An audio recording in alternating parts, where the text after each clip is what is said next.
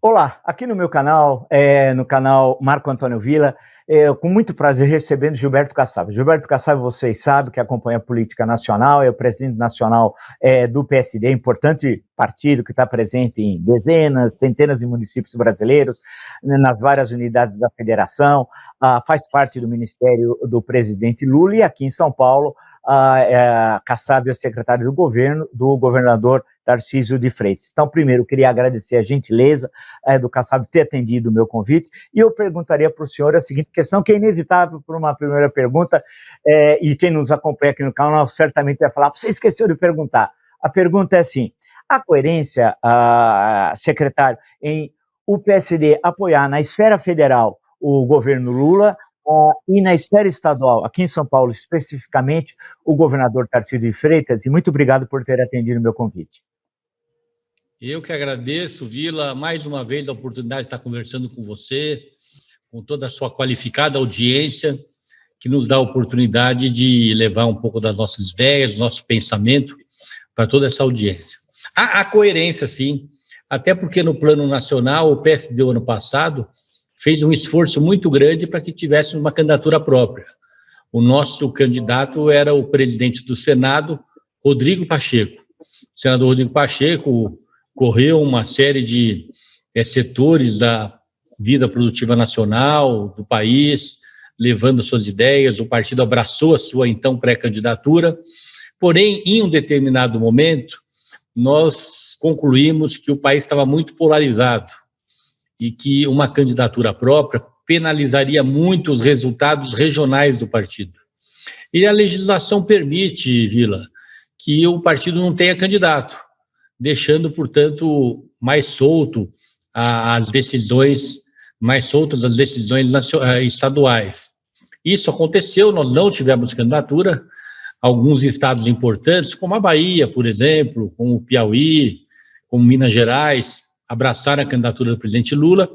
Outros estados também tão importantes quanto São Paulo, Paraná, Santa Catarina, abraçaram a candidatura do presidente Bolsonaro e uma parte expressiva do país acabou não tendo candidatura. Então, no momento em que o presidente Lula ganhou, quem esteve ao seu lado na campanha, e tivemos nossos dois líderes, o senador Otto Alencar, líder no Senado, o senador Antônio Brito, líder na Câmara, expoentes da campanha do Lula. Eles assumiram a condição de deputado, senador, governista, e com isso lideraram dentro do partido a elaboração, né, de um plano de ação conjunta do governo Lula com o partido, com as bancadas, não é? Fazendo com que fosse apresentado um projeto de participação do partido no governo, né, dando governabilidade a esse governo. Então, eu vejo muita coerência nessa questão. Em relação ao Tarcísio, nem se fala, até porque apoiamos o primeiro turno, indicamos o candidato a vice-governador e vencemos as eleições. E vencer a eleição significa governar juntos. Deixa eu perguntar para o senhor o seguinte, o país vive um momento complexo, né? E não é de agora, né? Tivemos o último quadrênio presidencial que foi complexo, difícil, na década anterior completa, na segunda década do século XXI também, desde os acontecimentos de 2013, por exemplo. Nós temos um cenário mundial bastante difícil, vide a guerra da Ucrânia, né, a invasão russa da Ucrânia, e o significado disso geopolítico, na economia, na política, no campo diplomático. Eu pergunto ao senhor, nesse momento de tensão política que o Brasil, e o país vive uma tensão política que raramente teve nesse nível, ao menos na minha leitura, na história republicana. Como é que o PSD se coloca nessa conjuntura? Bom, Vila, vale registrar que a tensão política, a temperatura política já foi maior nos últimos anos. Hoje, o país está um pouco mais calmo, não é? No ano passado, por exemplo, nessa altura dos acontecimentos, no mês de maio, junho, tinha aquela tensão em relação ao que ia acontecer nas eleições, se o resultado das urnas iam ser respeitados, se as urnas eletrônicas eram confiáveis ou não. Um debate ruim acontecia no país. Muita insegurança. Hoje não existe mais essa insegurança institucional, não é? Hoje existe aqueles que estão apoiando o governo, aqueles que estão contra, aliás, muito próprio da democracia. A tensão que existe é justamente nesse jogo legítimo da democracia. Os que governam defendem o que está sendo feito, os que são oposição criticam, levando as suas propostas, argumentando que as suas propostas eram melhores. Então, eu não vejo nenhuma preocupação institucional. O país, nesse aspecto, que é muito importante, está bem. No campo da economia, que é outro campo muito importante, não é? O governo ainda tem mais algumas semanas aí para mostrar o que veio. Os resultados não aparecem, até porque o governo não avançou. Apresentou uma proposta de um novo arcabouço fiscal. Essa proposta foi aceita por uns, não foi aceita por outros, mas precisa ser votada, precisa ser aprovada para depois esperarmos um pouco para ver os seus resultados. Então, no campo da economia, que é algo relevante para você aferir a tranquilidade do país, as perspectivas do país, também temos um tempinho aí para que possamos nos manifestar. Deixa eu perguntar para o senhor, um dos grandes assuntos dos últimos dias, e desde os tristes episódios de 8 de janeiro em Brasília, aquele trágico domingo que eu chamo de Dia de Infâmia da República Brasileira, é a constituição de uma CPMI, explicando a quem nos acompanha, é uma comissão parlamentar mista de inquérito, ou seja, participação da Câmara e do Senado. Isso para explicar quem nos acompanha. Eu pergunto ao senhor, qual é a posição do PSD e, especificamente, qual é a posição do presidente nacional do PSD sobre essa CPMI? Vila, na minha geração, talvez eu seja aqui em São Paulo um dos políticos mais experimentados. Na maior cidade do país eu fui vereador, no maior estado do país, São Paulo, fui deputado estadual e fui 2 vezes deputado federal. Posso dizer, e fui prefeito de São Paulo. Posso dizer a você que eu nunca tive receio de CPI, não é? Acho que quem não deve, não teme. É evidente que se o país puder contar com mais tranquilidade, se pudesse não ter CPI, significa que não temos problemas, mas eu, pessoalmente, não posso dissociar muito a minha posição de presidente do partido. Como presidente do partido, como dirigente do partido, o PSD liberou os parlamentares para cada um defender aquilo que julgasse mais adequado. Nós temos total respeito por aqueles que entendem ser importante essa comissão, mas também temos respeito para aqueles que entendem que não é um momento para que ela exista, até porque nós temos o Ministério Público, o Poder Judiciário, as nossas polícias agindo em relação a essa questão.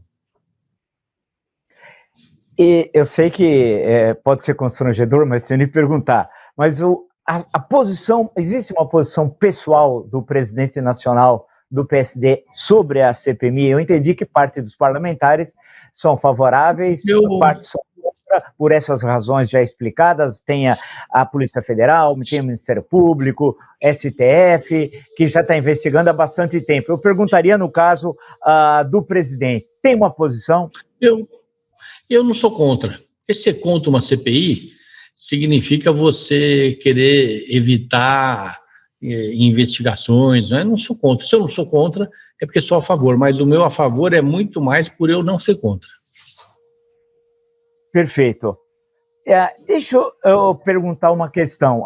Quando nasceu o PSD, naquela conjuntura, na década passada, houve uma famosa entrevista do senhor, não sei se foi a Folha de São Paulo agora, mas em que o senhor disse que o PSD não era de direita, nem de centro, nem de esquerda. Dava a entender várias coisas. Uma, que não tinha uma visão ideológica, um partido político ideológico do Brasil. Outra, que poderia definir essa visão ao longo do tempo. Como é que fica essa questão hoje? O PSD já foi fundado há mais de uma década, né? Se eu não estiver errado. Como é que fica essa questão? Olha, isso foi uma brincadeira de um jornalista, né, se eu não me engano, do Estadão, que ele, ao perguntar se o PSD era de esquerda ou de direita, eu registrei que o PSD não tinha um programa pronto ainda, o partido estava nascendo, e que eu não poderia responder se ele seria de esquerda, de centro, de direita, porque nós estávamos elaborando o programa, ouvindo todos aqueles que estavam comparecendo para se associar àquele projeto. Mas que se dependesse de mim, e ele omitiu esse final, se dependesse de mim, seria um partido de centro, que, aliás, é o que acabou se tornando. O PSD é um partido de centro. Agora, qual é o desafio que tem o presidente nacional de um partido como o seu, tendo em vista a diversidade de parlamentares nas 27 unidades da federação? O Brasil é um país muito diferente, cada região tem as suas especificidades, cada estado ou Distrito Federal também tem o seu. Como é possível conciliar interesses que algumas vezes, presumo eu estou especulando, são até antagônicos? Como é que essa experiência cotidiana diária, especialmente em momentos pré-eleitorais e eleitorais? Importante registrar que o partido é um partido de bons quadros. Talvez no Brasil hoje o partido que tem os melhores quadros seja o PSD. Um partido que tem o Ratinho Júnior, um partido que tem o Raimundo Colombo no Paraná, um partido que tem o Rodrigo Pacheco no Rio de Janeiro, que tem aqui em São Paulo figuras como Guilherme Afife Domingos, como Cláudio Lembo, um partido que tem no Rio de Janeiro Eduardo Paes, que tem o Otto Alencar na Bahia, Omar Aziz, o governador Mitidieri em Sergipe. Vale registrar, portanto, que é um partido qualificado, com gente qualificada, que tem 16 senadores, com uma presença muito forte da mulher. Dos 16 senadores, 6 são senadoras, portanto, veja a presença da mulher no PSD. Então, é um partido que ele tem, na maioria dos seus líderes, uma vocação, né, para que seja um partido da moderação, um partido da boa política ou da verdadeira política, um partido de centro. Deixa eu perguntar uma questão ao senhor. Bem, a Constituição brasileira exige para a candidatura de qualquer brasileiro ou brasileira a filiação partidária, né? Isso está lá na Constituição. E também pelo voto que nós temos, seria muito difícil ter candidaturas avulsas. Isso daí existe em países de voto distrital, né? Ou distrital misto. Mas perguntar justamente uma questão ao senhor sobre a questão do PSD, do funcionamento do partido, né? As questões que se colocam normalmente sobre partido no Brasil, há uma disputa sobre se faz federação, explicando a quem nos acompanha, é uma associação entre dois ou mais partidos e que tem de vigorar de acordo com a lei atual até a próxima eleição geral, daqui 4 anos. O PSD por que escolheu esse caminho eleitoral na última eleição e não quis pensar, a princípio, em federação? E uma segunda questão, uma possível federação. É possível ter algum tipo de janela partidária? Porque normalmente se tem, vai ter em 2026, tudo indica que sim, acho eu, não sei. Mas também na próxima eleição para a prefeitura, ou na avaliação que o senhor faz hoje, possibilidade de janela partidária não se coloca, e a questão primeira que eu falei sobre a questão de federação ou não federação. Qual é a opinião do senhor? O PSD não vai participar de nenhuma federação, até porque ele tem uma dimensão nacional que torna muito difícil se associar a uma federação. Uma federação impõe uma união, não é, dos partidos em todos os planos, em todos os municípios, em todos os estados, no plano federal, e isso traria um prejuízo muito grande ao partido, que já tem bases sólidas na maior parte do Brasil, seja dos municípios, seja dos estados. Então, o PSD ele não vai participar desse processo, né? Já fomos convidados para integrar algumas federações e, dessa maneira, nos preparar para as eleições municipais do ano que vem, lançando no maior número possível de municípios candidatura própria. Um partido cresce, se consolida com candidatura própria nos cargos majoritários, nas eleições municipais, com candidatura a prefeito, nas eleições estaduais, com candidatura a governador e na eleição nacional, com candidatura a presidente da República. Aproveitando, secretário Kassab, presidente nacional do PSDB, a questão que foi levantada sobre São Paulo. Vamos lembrar, né, a quem nos acompanha, que o Gilberto Kassab foi eleito vice-prefeito de São Paulo em 2004, José Serra foi eleito prefeito em 2006, pela lei eleitoral. Ele renunciou, que ele foi candidato ao governo do estado e venceu, inclusive, no primeiro turno. Gilberto Kassab assumiu a prefeitura e foi reeleito prefeito em 2008. Então, eu pergunto justamente ao senhor, o PSD vai ter uma candidatura própria aqui em São Paulo? É verdade, Vila, bem lembrado, né, a minha história com a cidade de São Paulo. Eu sou hoje o prefeito mais longevo na história de São Paulo, dos prefeitos eleitos, 7 anos. Eu assumi no início de 2006 e fiquei até o final de 2012, portanto, praticamente 7 anos, e tive a honra de suceder o José Serra, depois dar sequência ao seu trabalho, me reeleger como prefeito, e é evidente que isso criou uma afinidade muito grande na cidade que eu nasci, na cidade que eu moro até hoje, na cidade que eu estudei. Eu estudei na USP, fiz engenharia civil e economia. Depois, aqui na cidade, tive na vida pública muitas alegrias que a cidade me deu. A cidade me elegeu vereador, me elegeu deputado estadual e 2 vezes deputado federal. Portanto, eu disputei muitas eleições na vida e agora eu vou me esforçar muito para que o partido tenha um projeto vitorioso e um projeto não com uma pessoa, um projeto que possa atender às expectativas dos paulistanos em relação à melhoria da qualidade de vida, do ponto de vista da saúde pública, do ensino público, da urbanização. E qual é a característica hoje da cidade de São Paulo em relação às eleições? São Paulo, assim como no ano passado, me parece que, mais uma vez, nós vamos ter uma situação de polarização.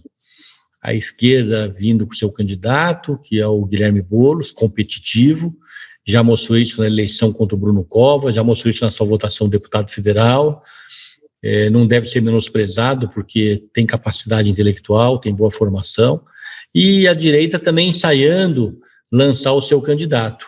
O que acontece? O paulistano, diferente do paulista do interior, quando no segundo turno você tem direita versus esquerda, o centro ele tem uma tendência de votar na esquerda. No interior, nas cidades do interior que tem segundo turno, quando você tem direita versus esquerda, o centro tem a tendência de votar na direita. O interior de São Paulo ele é mais conservador que a capital. Então, nós caminhamos aí para uma situação muito peculiar, onde o Ricardo Nunes, se for para o segundo turno, tem grandes chances de ganhar, porque ele é um candidato que representaria o centro, e a direita jamais vai votar no Boulos, votaria no centro. Se tivermos um candidato de direita no segundo turno, o centro pode levar o Boulos a ter uma vitória. Aproveitando essa questão da referência ao prefeito Ricardo Nunes, que avaliação o senhor faz, que foi prefeito e lembrou mais longevo? Eu estou puxando aqui pela memória, acho que mais antigo só foi o Seleção, teria de dar uma checada, mas em sequência. Quem foi? Foi o Prestes Maia, né? Lá atrás. Mas não foi eleito, né? Estou falando dos eleitos. Dos eleitos, tem toda a razão. Ele foi depois eleito, mas naquela parte do Estado Novo é verdade, foi indicado. Muito bem lembrado, muito bem lembrado. De não eleitos, nós tivemos prefeitos aí com 15 anos, 16 anos, lá no início da cidade. Não, é verdade, era em outro momento histórico. Não, tem absoluta razão. Dos eleitos, é verdade, é o senhor. Agora, que avaliação faz da gestão Ricardo Nunes? Eu acredito, primeiro, que ele é bem intencionado. Ele é bem intencionado, tem boas propostas para a cidade, mas, do ponto de vista de comunicação, ele precisa mostrar para a cidade que ele está presente, que ele conhece os assuntos, conhece as soluções, que as coisas estão acontecendo. Eu tenho dito sempre que me parece que ele falha muito na comunicação. E a comunicação é importante. A comunicação, porque quando o prefeito está presente, eu imagino que ele esteja, vou lembrar o meu caso. Tivemos lá a questão, aquela época do buraco do metrô. Eu fui, até porque eu era prefeito, eu peguei o helicóptero, saí da prefeitura, desci na Marginal, no prédio da Editora Abril, fui a pé até a Marginal, ajudei no trânsito, ajudei com diretrizes. Depois o avião da TAM parou a cidade de São Paulo quando teve aquela explosão. Eu estava lá presente, eu estava falando com a cidade que estava querendo entender o que acontecia, não é? Um dia eu estava inaugurando um hospital para idosos, e um cidadão dentro do hospital, perto dos doentes, começou a gritar uma manifestação política, pus ele para correr. Então, veio a Lei Cidade Limpa, né? São Paulo era a cidade mais poluída visualmente do planeta. Pois bem, eu falei, impossível, nós temos que deixar essa cidade bonita. Implantamos a Lei Cidade Limpa, fui para a rua, mostrei minha autoridade, de cidade mais poluída visualmente do mundo, passou a ser a cidade menos poluída visualmente do mundo. Então, tudo isso aí agrada o cidadão, o paulistano, que quer ver um prefeito presente. Então, eu acho que essa comunicação tem trazido muito prejuízo, não é? Essa má comunicação ao prefeito Ricardo Nunes. Bem lembrado, eu me lembrei agora da Rua São Bento, com o caminhão de um bombeiro era impossível passar, né, na Rua São Bento, com aqueles anúncios, né, tudo, né, era uma confusão, na Rua São Bento, especialmente porque ela é mais estreita, mas eu me lembro da Teodoro Sampaio também, e as ruas de São Paulo, e os edifícios que nós voltamos a conhecer, né, porque as placas e tudo aquilo escondiam edifícios, né? Edifícios históricos importantes na história da nossa cidade. Mas foi uma boa lembrança, especialmente porque tem muitos jovens aqui no nosso canal que não sabem bem dessa história da Cidade Limpa, a importância que foi de São Paulo ser representado aos paulistanos e aos que visitam São Paulo, né? E isso foi muito importante, edifícios muito legais aí, é uma questão importante, foi muito bem lembrado pelo senhor. Vou aproveitar um gancho aqui, complicado agora, que é a questão das fake news. As fake news acabaram, não é um fenômeno brasileiro, evidente, é um fenômeno internacional, mas que tem uma interferência na vida política de vários países, o nosso em particular, é muito grande, inclusive em processos eleitorais, fazendo e desfazendo reputações. Eu pergunto ao senhor, qual é a posição do senhor ou do partido, como o senhor achar melhor responder, sobre a questão das fake news? Essa questão também não vai ter, por parte do partido, um fechamento de questão. Mas eu, pessoalmente, sou a favor de uma legislação bastante rigorosa para enfrentar essa questão que abala reputações ou acaba com reputações, distorce fatos, engana eleitores, engana a opinião pública. Portanto, terá nas minhas manifestações uma solidariedade total e irrestrita para que a gente possa ter punições bastante rigorosas. Eu queria colocar como questão final ao senhor a seguinte questão. Tem uma coisa que me incomoda, eu coloco alguns entrevistados, coloco ao senhor, não é a sua formação na área de economia e engenharia, essa é uma questão jurídica, mas eu também sou historiador, vez por outro me meto nas questões jurídicas.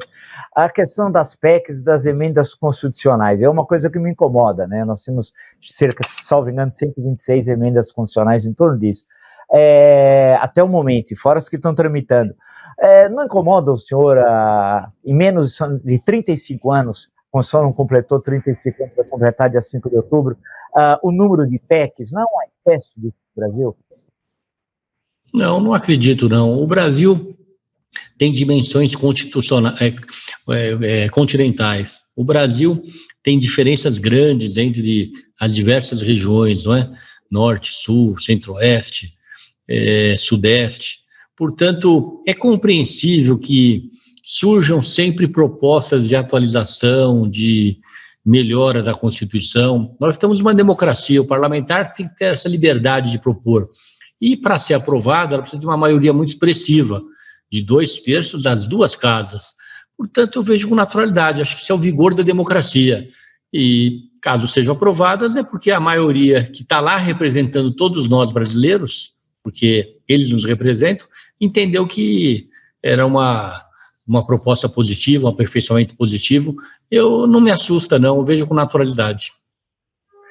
Na verdade, eu não é que eu menti, me equivoquei. Tem a última questão, que agora é a questão da reforma tributária. São Paulo perde com a proposta de reforma tributária, essa que está sendo desenhada no momento, porque, só avisando a quem nos acompanha, a questão do pagamento de imposto, se é na origem e no destino, por exemplo.